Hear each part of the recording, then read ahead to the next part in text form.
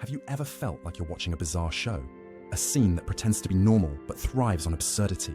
Just one tap on your phone and suddenly you're flooded with images of buried children, ruined cities, and screams echoing through blood-stained streets.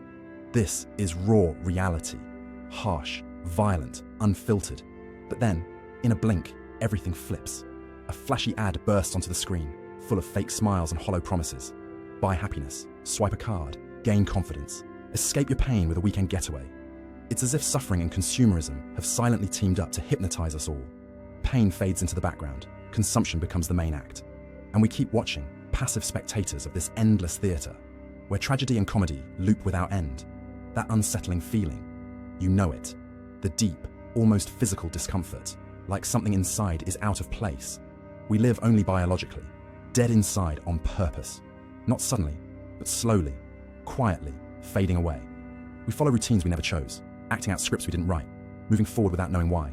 Wake up, work, smile, nod, hide the exhaustion, silence the anger, swallow the fear.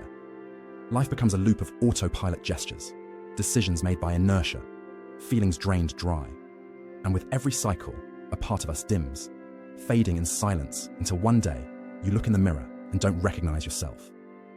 This isn't a sudden death. It's the slow collapse of the true self, a quiet surrender. Albert Kimu saw this feeling clearly, this emptiness we try to ignore. He didn't write to soothe, he wrote to unsettle. There is only one serious philosophical problem, he said. It's not about statistics or single dramatic events. It's the quiet, restless question that wakes you up in the middle of the night. Why keep going when everything feels so meaningless in this absurd world? Kimu expanded on Camus' idea, going beyond its surface. He showed how our true selves slowly erode every time we give up who we are to fit a society designed to numb us. Each sacrifice chips away at our essence. This silent surrender isn't loud, but it's devastating. Yet Kimu didn't stop at pointing out the problem. He challenged us with something much harder, to face absurdity with open eyes, not to flee, not to invent illusions or cling to false comforts, to accept reality exactly as it is, cold, chaotic, indifferent, and still choose to live, not for hope or promises, but as an act of rebellion. This isn't about finding meaning outside. It's about creating meaning with courage, awareness, and clarity. Kimu called for awakening, not belief, but clear seeing. Life doesn't need a cosmic purpose to be deeply significant. Meaning isn't waiting for you somewhere. Meaning is built moment by moment, choice by choice. Most people fade away quietly, dressed in suits, smiling for selfies, chasing goals, collecting praise. They live, but they aren't truly alive. They breathe, but they don't feel. They function, but are not whole. The scariest truth, this inner death shocks no one. On the contrary, society rewards it with stability, approval, likes. Kimu understood this early. When he spoke of the deepest philosophical question, he pointed to a slow, invisible collapse. The fading of authenticity. The quiet death of self when you give up who you are to fit a mold. Silencing your own questions just to appear normal. Trading curiosity for productivity, essence for social roles. How often have you found yourself playing a part? Waking, working, smiling, hiding fatigue, silencing anger, ignoring fear. Life becomes a loop of automatic motions, decisions by habit, feelings sucked dry. With each repetition, something inside fades, until one day you look in the mirror and don't recognize yourself. This silent collapse is what Kimu calls cowardice, because it's easier to settle for a lukewarm life than face the terror of emptiness. Easier to pretend all is fine than dive into doubt. What if none of this makes sense? But here's the key. Recognizing this inner death is the first step to breaking free. If you're hearing these words, it means something inside still resists. There's a spark, a restlessness, a refusal to accept a half-life. And from that refusal, true rebellion begins. Before we speak of conscious rebellion, we must understand the stage where this all unfolds.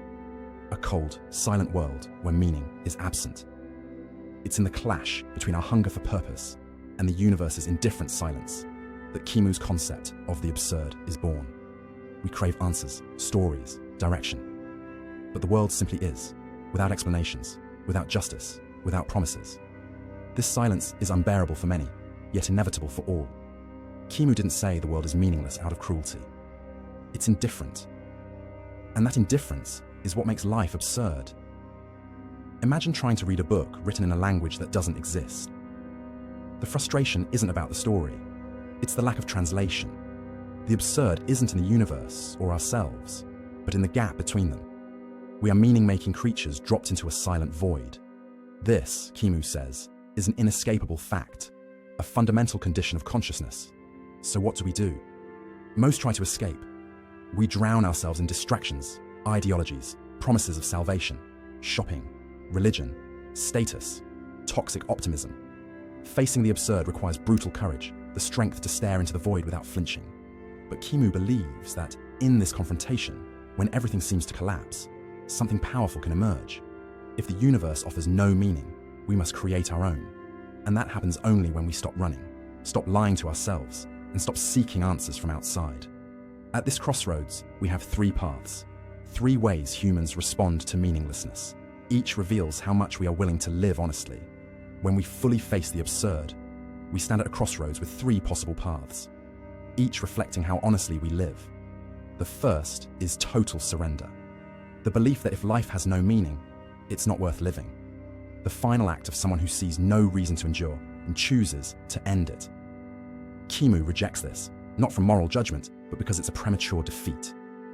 Ending life isn't confronting absurdity, it's fleeing it. The second path is the philosophical escape, the most common and dangerous. Here, faced with absurdity, we invent fake meanings. We cling to beliefs, ideologies, or salvation promises to numb our pain. Dogmatic religions, rigid ideologies, utopian dreams, they all serve the same purpose, betraying reality to feel safe. But this safety costs us our lucidity. For Kimu, lying to oneself to sleep peacefully is the greatest dishonesty. If this content is making sense to you, click the subscribe button and subscribe to the channel. Thank you for your support. That leaves the third way, the absurd revolt, the hardest and most liberating path. It means accepting absurdity as a permanent condition, not explaining or running from it, but living with it. To live without hope for cosmic rewards, without appeals to transcendence, acting purely because we choose to. This revolt isn't aggression, it's a firm yes to life despite everything. It's to live fully, with presence and awareness, knowing each moment is unique and nothing beyond now is guaranteed. To turn the void into a stage of freedom. To make life a continuous act of creation, even without a script. How can one live like this? How to sustain revolt without falling into despair? Kimu offers a powerful symbol, the myth of Sisyphus. Imagine being condemned to endlessly push a massive stone up a mountain, only to watch it roll back down each time you near the summit. No reward, no relief, just eternal repetition. This is Sisyphus's punishment for defying the gods. At first glance, it seems pure tragedy, pointless toil, endless frustration. But Kimu saw something different.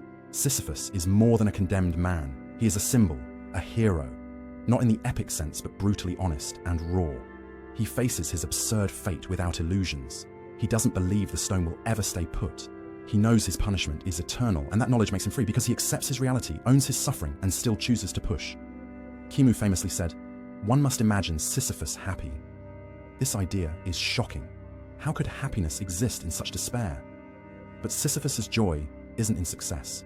It's in the moment he descends the mountain, fully aware the stone will fall again, and yet chooses to start over. He pushes not out of hope or faith, but decision. Repeated endlessly, this act ceases to be punishment and becomes affirmation. Sisyphus's awareness of futility doesn't destroy him. The absence of meaning becomes the foundation of his freedom. He claims his fate, embraces his stone, and transcends his task. Kimu doesn't offer Sisyphus to resign us to suffering. He shows us true heroism, lucidity, persistence, and refusal to flee reality, no matter how harsh. We all have stones, weights, failures, routines that repeat without end. But what defines us is not the fall. It's the choice to climb again. Sisyphus embodies the human spirit that resists absurdity. This resistance, without promises of glory, is worthy. It is whole. It is beautiful. This myth is more than philosophy. It's a life model, a call to authenticity. The stone will always fall, but how you push it transforms everything. Carrying it with awareness, style, and intensity turns the absurd task into a sacred ritual, an affirmation of your existence. But if meaning isn't found at the end, how do we create it? How do we live knowing the stone will fall again? It's in the gap between fall and ascent where meaning is born.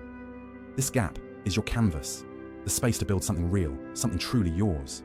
And this is what Kimu explores next. The universe owes us nothing. No manual, no guide, no illuminated path. It simply exists, vast, silent, indifferent. For many, this truth is unbearable. We're taught life has a purpose waiting to be uncovered, a mission, destiny, hidden meaning that justifies pain. But Kimu shatters this illusion with the cold clarity of one who's crossed deserts. Meaning isn't given. It's not in sacred texts or stars. It doesn't exist until we create it. This is Kimu's most powerful, terrifying idea. If there's no universal purpose, everything depends on us.